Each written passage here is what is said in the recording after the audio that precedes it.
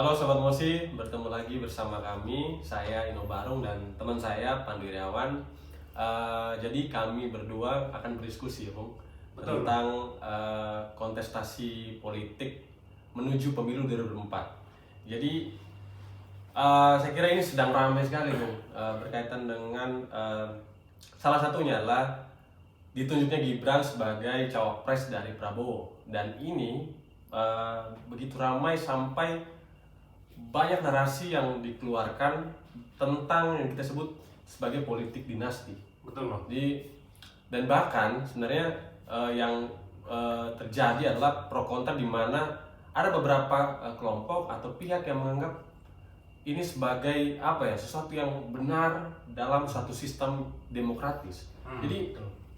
saya kira ini perlu kita perbincangkan, kita diskusikan bersama tentang beberapa narasi atau pembenaran tentang politik dinasti ini. Menurut Bung Pandu, kira-kira seperti apa sih sebenarnya? Iya, jadi saya juga belakangan ini mengamati ya, Mas. Jadi ada beberapa pihak-pihak yang memang eh, melihat politik dinasti ini dalam situasi sistem demokrasi itu sesuatu yang sebetulnya tidak bisa disalahkan. Ya. Karena mereka punya argumen bahwa letak politik dinastinya di mana, karena yang dicalonkan juga dipilih secara langsung oleh rakyat. Betul. Oleh masyarakat, artinya mereka pun ada potensi untuk tidak jadi, untuk tidak menang gitu. Jadi asumsi-asumsi semacam ini juga oleh beberapa pihak terus digaung-gaungkan untuk mencoba memframing pikiran publik agar seolah-olah tidak ada politik dinasti di sini. Meskipun saya sendiri terus terang keberatan loh soal pembenaran semacam ini, karena ini betul-betul bisa menutup-nutupi ada upaya-upaya tertentu yang dilakukan oleh pihak-pihak tertentu untuk membajak demokrasi kita hari ini gitu loh. Itu menurutku udah cukup kelewatan lah itu. Dan saya kira ini tentu satu hal yang perlu kita saya juga sedikit tidak setuju sebenarnya dengan apa yang, tapi bisa dikatakan juga ini mungkin juga bagian dari buzzer-buzzer tertentu yang memang sengaja untuk bermain narasi seperti ini dan menciptakan suatu opini yang akhirnya dibetulkan juga oleh beberapa kelompok yang mungkin menjadi kategori pemilih yang cukup hari ini setia terhadap kelompok-kelompok tertentu. Betul. Dan saya kira sebenarnya kalimat-kalimat yang mengatakan tentang ini sebenarnya tidak masalah karena ada proses pemilu dan segala macam. Lagi pula masyarakat tetap memiliki hak suara. Betul. One man one vote misalnya.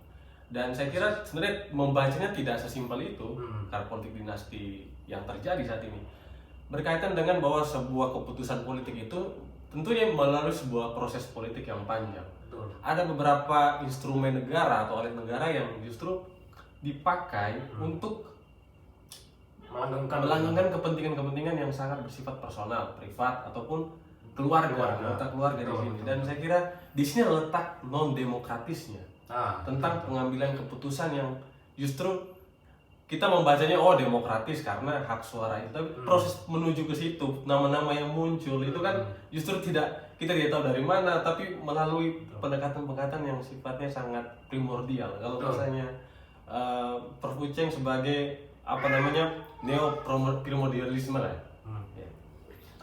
Betul. Saya jadi teringat bahwa sebetulnya kan dalam demokrasi itu semua orang punya posisi yang setara. Betul. Di dalam sistem demokrasi. Nah, ketika politik dinasti itu dimainkan, maka ada pihak-pihak tertentu yang dalam hal ini lebih diunggulkan karena punya relasi keluarga, jaringan berbasis keluarga tadi yang bisa menempatkan mereka itu menjadi pihak yang diuntungkan atau pihak yang lebih diunggulkan dari yang lain gitu. Ya, kita ambil contoh konkret kemarin soal pro kontra keputusan MK. Betul. Di mana seorang paman yang jadi ketua MK kemudian memutus perkara, mengabulkan soal gugatan batas usia capres cawapres. Yang itu diputuskan 3 hari menjelang pendaftaran calon wakil presiden, calon presiden gitu. Nah, itu kan apa ya, syarat sekali akan kepentingan gitu, sehingga kemudian terlihat betul bahwa dinasti politik ini benar-benar bermain di sini. Betul. Untuk saya bisa bilang untuk berupaya membajak demokrasi gitu. Sehingga kemudian akhirnya Gibran bisa naik. Iya. Dengan alasan dia sudah apa namanya, bukan dengan alasan tapi dibenarkan karena putusan itu bilang bahwa kalau belum 40 tahun dia yang penting sedang atau pernah menjabat sebagai kepala daerah yang dipilih secara langsung.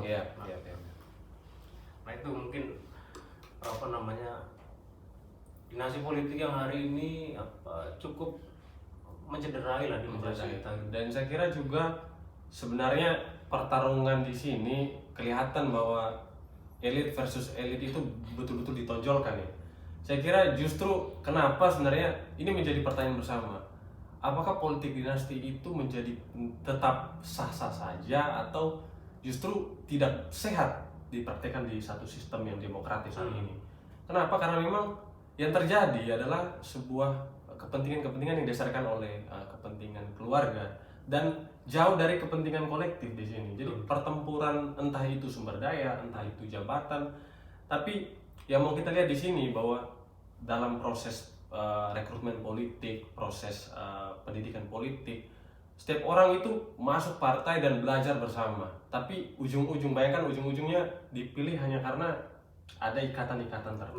Nah disitulah saya kira saya kira makanya kita sering lihat atau melihat perbincangan politik hari ini atau nama-nama yang muncul ya nama-nama yang justru secara historis dia punya riwayat-riwayat kedekatan tertentu. Dan saya kira inilah yang membuat kita mungkin susah untuk menciptakan suatu iklim yang setara dalam sebuah pertarungan politik. Betul. Sama saya juga satu lagi mungkin menambahkan begini sebetulnya kan perangkat negara ini apalagi ini lembaga hukum ya mestinya kan netral mestinya dia berdiri di posisi tengah-tengah untuk tidak berpihak kemanapun tapi berpihak pada sesuatu yang memang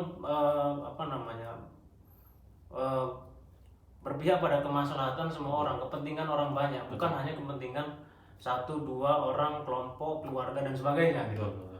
Nah hari ini perangkat-perangkat negara ini diinstrumentalisasikan untuk kemudian melanggengkan kepentingan-kepentingan kelompok tertentu, keluarga tertentu. Ya contohnya MK kemarin gitu. Dan kan kita bisa lihat banyak yang kemudian speak up soal kecacatan dari putusan MK, dari proses berkas gugatan itu masuk sampai putusan itu kan semua kan mengandung cacatan. Jadi itu tadi bahwa perangkat-perangkat negara hari ini juga dimanfaatkan oleh kepentingan tertentu untuk melanggengkan kepentingannya. Ya dalam hal ini mungkin kita bisa lihat di kepentingan Gibran hari ini yang mungkin juga tidak terlepas dari kepentingan ayahnya gitu. Nah soal Gibran itu juga menarik karena Gibran ini menjadi salah satu kontestan dalam kompetisi pemilu 2024 yang usianya paling muda.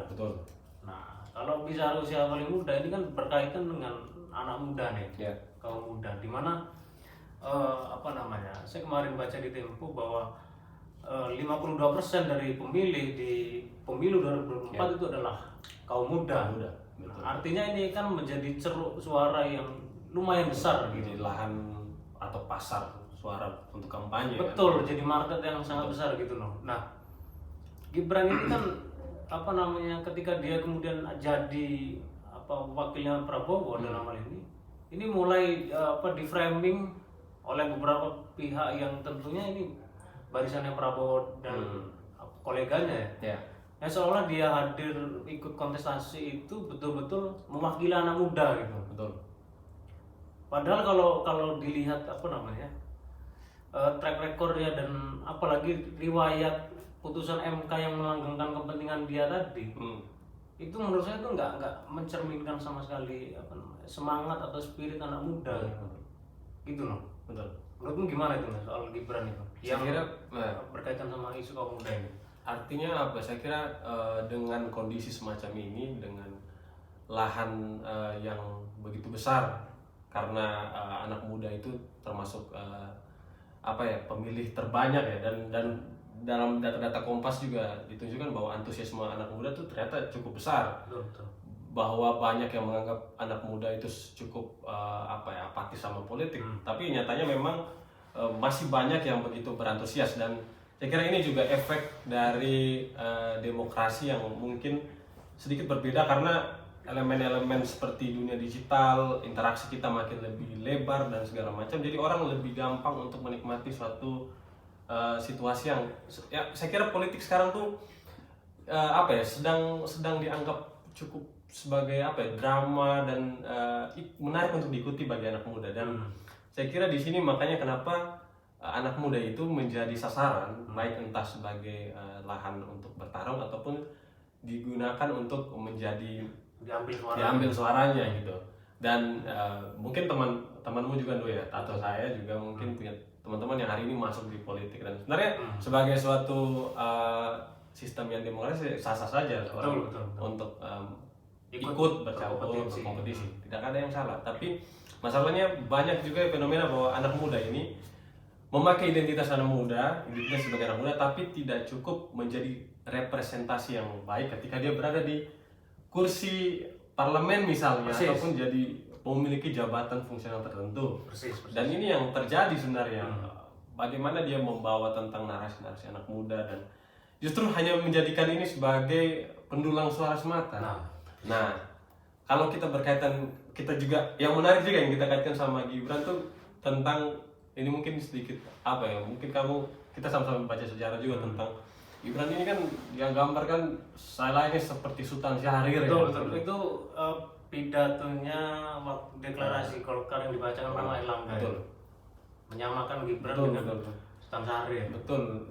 Ya, kita tahu Sultan Syahrir itu berbincang di forum sebesar PBB ya, forum internasional, dan betapa luar biasanya beliau. Dan saya kira ini mau dikaitkan oleh seorang yang memang punya pengalaman politik baru berapa tahun?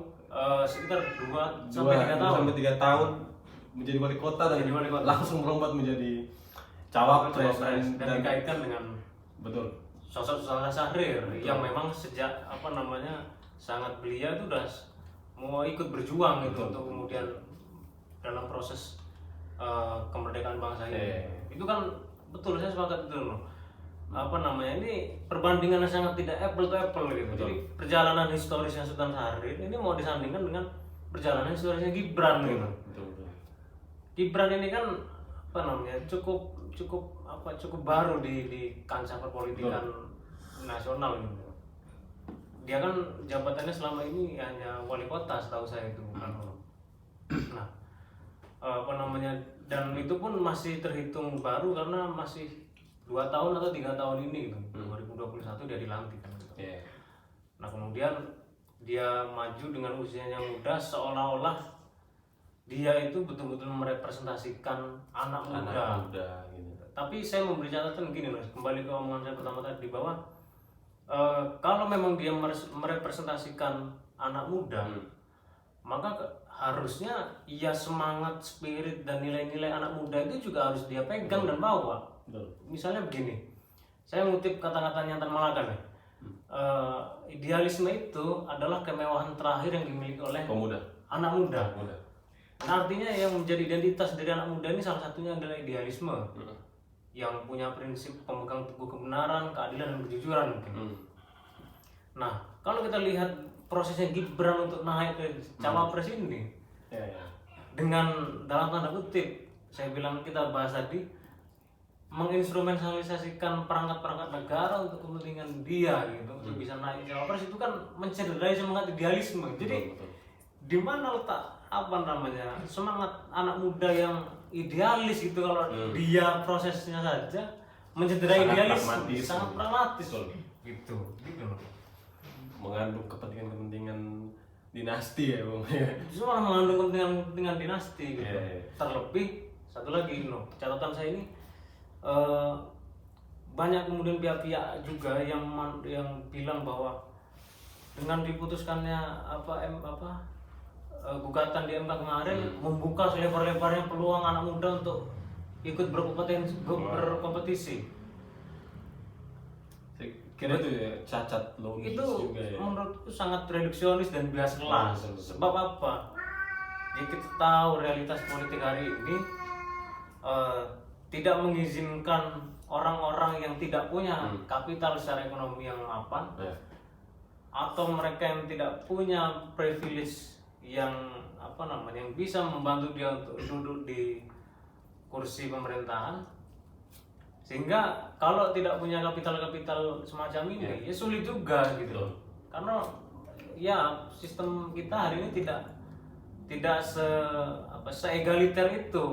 Seolah-olah semua punya peluang yang sama seperti Gibran. Enggak. Itu menurut saya sangat reduksionis itu. Dan anak muda tuh sering kali dipakai untuk justru hanya untuk mendulang suara semata kan, yang justru hanya ya ujung-ujungnya untuk kepentingan suara partai dan segala macam. Tapi menarik juga kalau kita ngomong anak muda saat ini, di mana fenomena kemarin saya sedikit mungkin Pandu juga sering baca-baca komentar ya, anak muda sering memberikan komentar dalam satu postingan-postingan berkaitan dengan pemilu ini, Bung.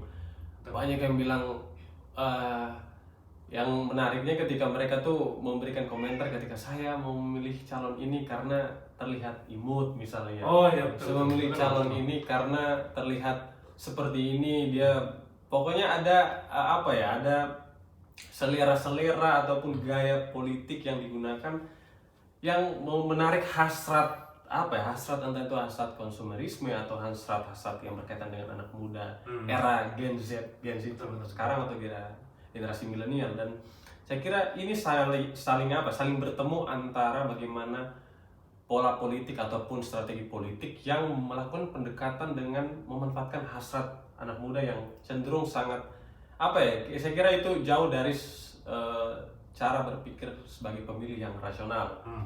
Ada yang bahkan saya memilih ini karena dia gagal sudah 4 kali karena kasihan. Saya kan justru anak muda yang hari ini justru punya pemikiran yang seharusnya ya kita berharap punya kapasitas memilih yang cukup cukup rasional, mempertimbangkan sesuatu, ada hitungan-hitungan yang perlu dipertimbangkan sebelum memilih seseorang, tapi justru memilih dengan alasan-alasan yang mengandung sentimen emosional. Betul. Dan untuk membacanya juga ini memang agak sedikit berbeda mungkin di generasi anak muda dulu, yang kita tahu bahwa memang situasi atau struktur politik dulu berbeda, dan gerakan-gerakan politik anak muda dulu juga begitu aktif, entah gerakan moral atau gerakan politik ya. Dan saat ini memang karena memang kita sudah masuk di era demokrasi liberal dan pecahan-pecahan anak muda dengan ya mereka dengan selera mereka, ada pecinta sepak bola, ada pecinta Vespa dan segala macam. Dan ini memang tapi menariknya masih antusiasme politik itu masih ada, dan saya kira yang mau ditampilkan sekarang adalah sebuah skema politik yang memanfaatkan hasrat itu tadi, hasrat anak muda, fenomena anak muda yang selalu menyukai ini dan saya kira kenapa juga Jokowi juga begitu dicintai dan pendukung setia, karena dia memainkan sebuah pola politik yang sangat sopan santun. Dia menyukai merangkul, menyukai gaya-gaya anak muda, dan itu terbukti berhasil. Dan saya kira ini juga mungkin menjadi preferensi politik bagi kita bersama anak muda tentang bagaimana sih mempertimbangkan sebelum kita menuju ke bilik suara nantinya. Betul.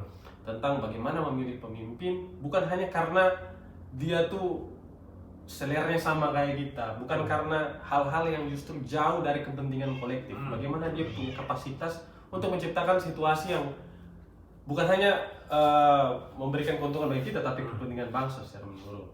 Betul, saya juga sepakat. Artinya pemilih muda yang dalam kontestasi 2024 ini hampir 50% dan bahkan lebih 52% gitu menjadi daftar pemilih, itu juga mesti harus rasional. Tadi betul yang Ino sampaikan, bahwa jangan kemudian mudah untuk terframing ke calon-calon tertentu misalnya yang mencoba memanfaatkan hasrat anak muda hari ini gitu untuk kemudian di framing seolah calon ini representasi anak muda, calon ini bisa menyuarakan isu anak muda. Terlebih saya lagi-lagi ingin menyoroti Gibran karena Gibran ini memang di antara ketiga kontestan ini yang paling muda. Cawapres si Gibran ini, cawapres Prabowo ini gitu.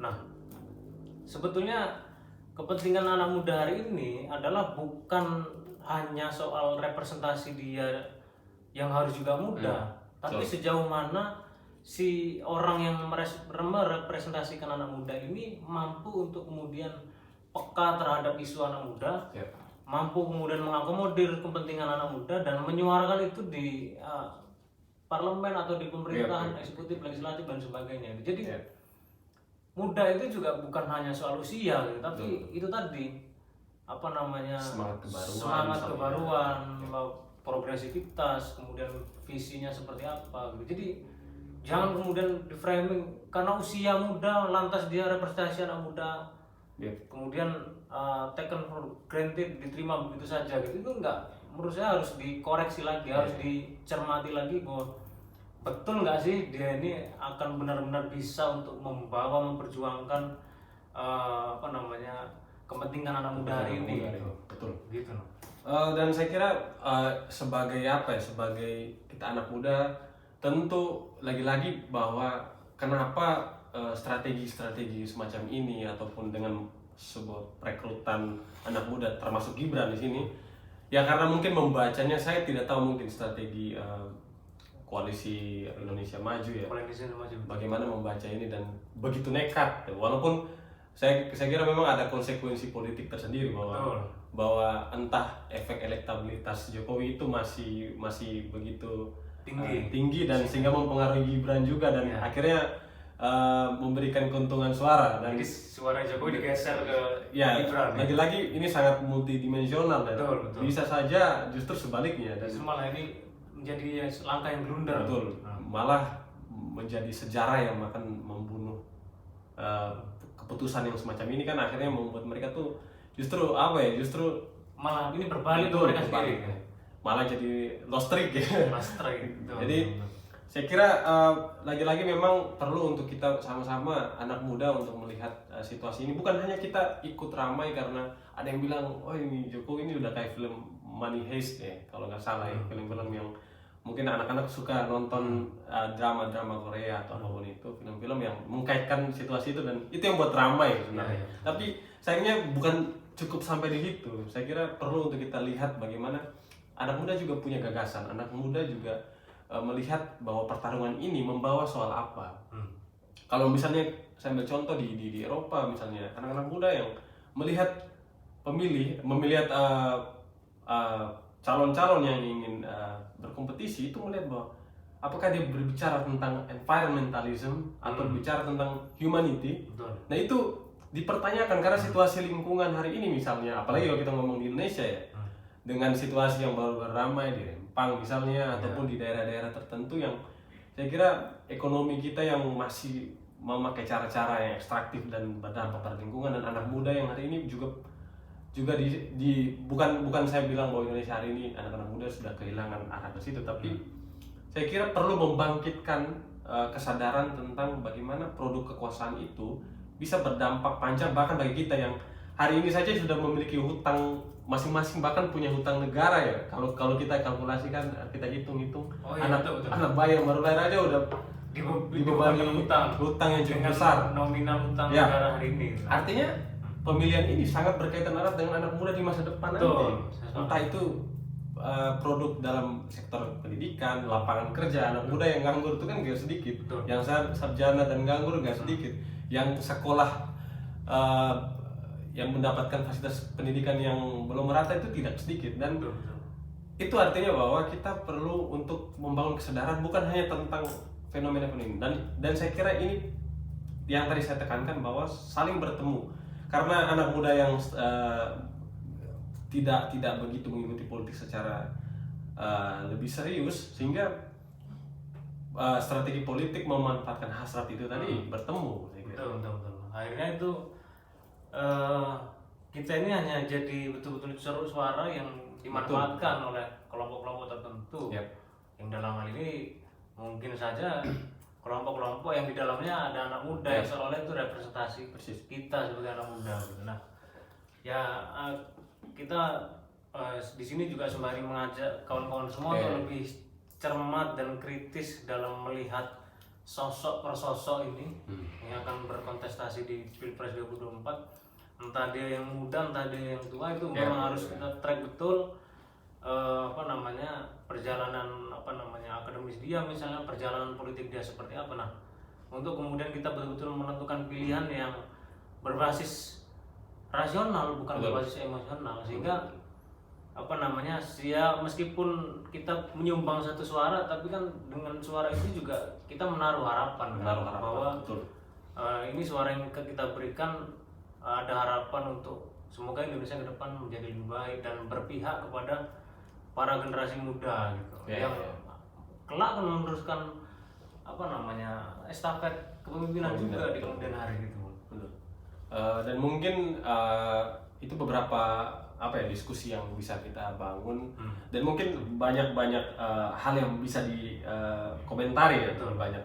Tapi saya kira penting untuk menyadarkan anak muda, termasuk kita ya, kita mungkin dalam proses belajar juga untuk bagaimana memilih kandidat ini. Tapi untuk menjadi konklusi juga bagi kita bersama, saya kira pemilu itu adalah tempat di mana betul bahwa ini adalah proses atau pesta demokrasi kita bersama. Dan saya kira di balik kalimat-kalimat yang saya mungkin berada di fase cukup apatis, namun saya kira di balik apatisme itu ada optimisme yang masih terbangun.